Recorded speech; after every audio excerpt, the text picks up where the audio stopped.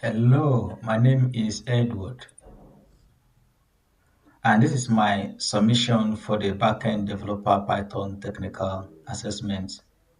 I built a REST API for a task management system using Fast API, Postgres SQL, and SQL Alchemy. In this video, I will walk through the project structure, do a live demo of the API, show my test, and talk through a few of the decisions I made while building the project. I structured this project using a layered architecture. Inside the app, I have separate packages for each consign. So I employed a complete separation of consign in this project. The first one is the API, and the API holds the route handlers, the HTTP layer, and the schema holds my pedantic models, which helps to validate incoming requests and shape outgoing responses. Another one is the CRUD, and the CRUD is my data access layer. All the actual SQL Alchemy queries live there, isolated from HTTP logic. Then we have models, which defines the database table itself, making use of SQL Alchemy ORM, which is object relation mapping. And the core right here, the core handle the configuration while the database handle the database connection. The idea in this is that each layer has exactly one job. For instance, the router does not necessarily have to know anything about the SQL, and the CRUD right here, the CRUD layer doesn't know anything about the HTTP status code. That makes the code easier to test and easier to change later on. I also use Alembic right here. So I also use Alembic for database migration rather than just calling create underscore all. So schema changes are version controlled the same way Git track code changes. Now let's take the layers one by one right inside here. The model. Each task inside the model has some features, which includes um, task.py, sorry, which include the title, the description, the the the priority, due date, and the created acts. The status, let me scroll up a bit. The status, task status, and task priority, they are a norm. And for instance, the task status has to do in progress done, while task priority has low, medium, and high. Each of these things are enforced at the database level, not just in my API code. So I'm going to live demo this project so that everyone will see how it works. So the server is already running. Let me take a look at the server. It's already running. Of course, I run the server on the, yeah, using Docker. So both the Docker own is running as well as um, the normal server run for fast API is also running. So if I come here, let me go back here and stop this particular one. Let me stop it and run. Yeah, uv con app dot main app dash reload. Okay. So as I start the server to take a little time to run, it's already running. So if you come running on this port, yes, it's coming. Application start completed. So when I go to the open the Swagger doc, which Fast API offered free of charge. In fact, is one of the main reasons why I choose Fast API instead of the Flask and the Django. The first thing I have to do is to um, list all the tasks created because I created some tasks before now. So I can just come right here and click on execute. It will execute and give all the number of tasks that we have so far. We have three tasks: write readme, coding interview schedule, coding interview schedule. So this and this are having the same title. But of course, it's a task. So we can actually create another task. So let us go and create a task ourselves now, which is using the post. So if we come here, let me remove this point authentication and try to create one. So I can come back here and create this one. I already wrote this, I didn't create it. Let's see, does it create or does it say missing a valid code? Now it's saying missing a valid API. Provide it at this so we can come back here and put it. Then as we put it, we try to create. So now we have created one. Yeah, unprocessable content. Input should be low, high, and this. What did I put? Uh, okay, input should be low, medium, and high. So what I put here was a wrong input. So let me say high and do it again and check it. This success. So it is done. 201 successful response. So we have been able to create. So how do we know whether we have created? Let us go back to view all and view this task. So we'll come back here and try to view the task available. In the task available, we come here, we have show the assessment demo, which is the last one we just created now, which had a priority of high and the status of to do. Now these are the other three that we have: coding, interview, schedule, and code. So our create activities are using post, our create and get all, they are all working. Now let us test to get one particular task, which is here. So we can click here. Let me remove, this is the one I tested it earlier on. And let me go back to our gates and copy the ID of this one we just created now. The ID of this one just created now, copy it. Yes, now go back to get that particular one. So I can paste this thing here and click on get. So we're going to get it, show the assessment.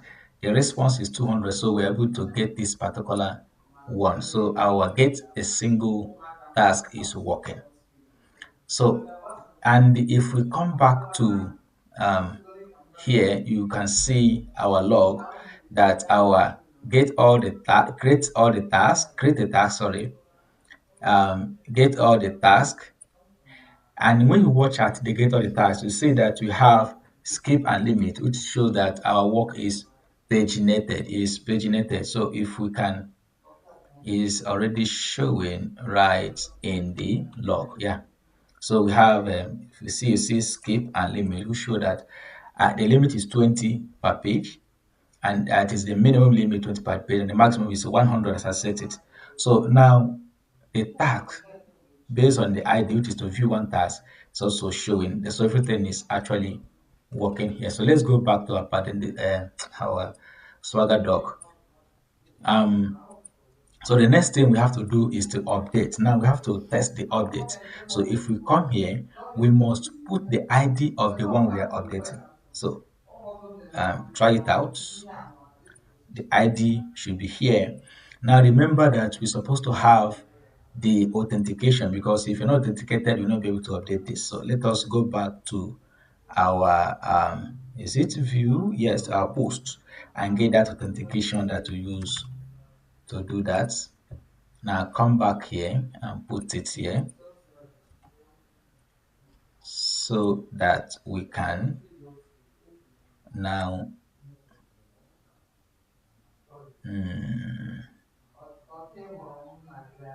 by ID. Yes, so now we have put, we want to by ID, let's change the title now.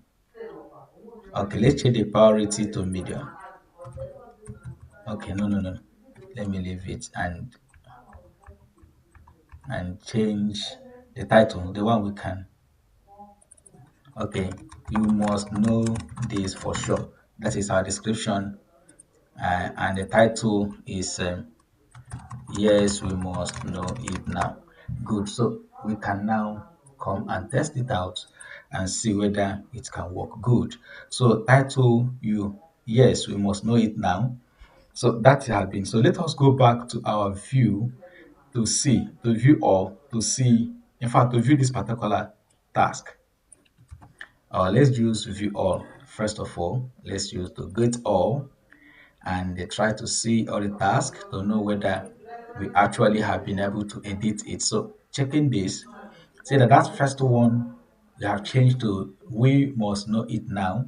You must know this for sure. So that is the one that we just did. That was exactly the ID um, that we just edited. Okay, let us now if we go back to our this thing, we see that when we did the kind of an edit or update, we are able to have um, 200. Okay. Now let's go back to delete. Yeah. So we have plenty tasks and we can choose to delete anyone that we feel like deleting. So in that case, let me delete I don't want to delete this one. Let me choose another one to delete. Let me delete this readme stuff. Let me collect this thing. After all, it doesn't have description and even due date. So let me collect it and let me delete this one. Let me leave that one alone. Let me collect this one. Yes, and test the delete so that our CRUD operation will be completed. So coming here, the ID, of course, we put the ID. Now remember, if you're not authenticated, you will not be able to do this. So we come back here, collect our authentication secret key, back down, the delete, put it here. So we're deleting one of those this thing. So now we're deleting this one. Oh, so click on delete. Now let's check the response. Okay, let's check what is deleted. No need of zooming. So let's go back to view all and check. So instead of 4, we're supposed to be having 3. So let's just refresh again and check through all of them. So good. We have readme, code interview, and you must know it now. So that is what we have right now. So our full CRUD operation is actually completed. After building this, I decided to also include PyTest so that I'll be able to test the application whether it's to pass the test. So I wrote an automated test suite covering the full code flow, the validation, authentication, pagination, and the filtering. One more thing I didn't do, I supposed to have show about the filtering. Now we can actually filter based on the one that has priority high because that was the last one I created. So let's see if we can filter that one. So we can come back and see the filtered results. Where am I? Is this the one with the priority of high? I think there is.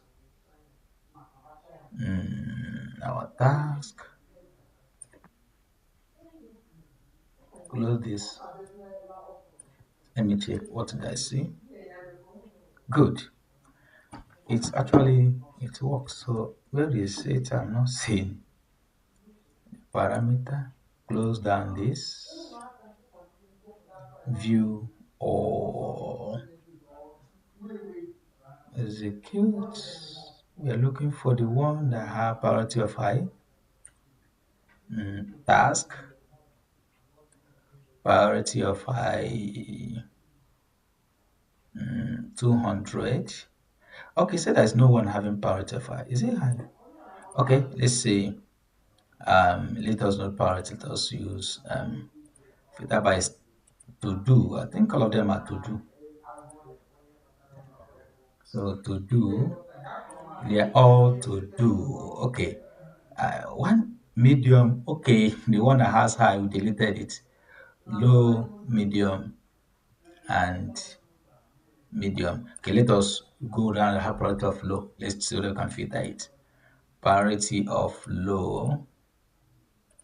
Let's see whether we can get this one for our filtering to test our filtering. So let's check what did we get exactly. So we're able to get this particular one that have the priority of low. So our filter is working. The next thing again now is our tests. I already ran this test earlier on, but let me do it again. So we can run it by saying pytest dash dash v, no dash v as a pytest dash v. So when we run this, we're going to have the tests shown. Good, good, good. So we can see that our test has shown that we have pass, 7 passed, and this warning is just a say from so is duplicated, install here, good. So it just kind of HTTPS, which is not actually harmful to our project. So that the PyTest is working. All 7 tests are passed. Um, but this test is to run against isolated in memory database. So they never touch the real data. Runs on Docker as well. So if for us to find out it's actually running, so we can actually cut it off and run Docker compose up.